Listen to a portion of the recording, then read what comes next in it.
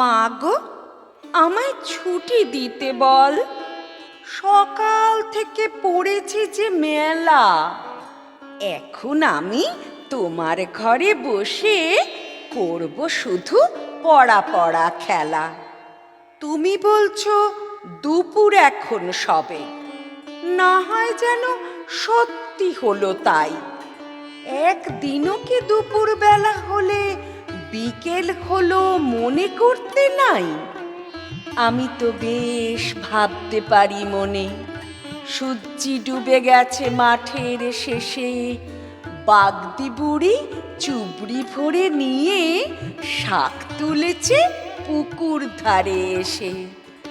আঁধার হলো মাদার গাছের তলা, কালি হয়ে এলো দিঘির জল।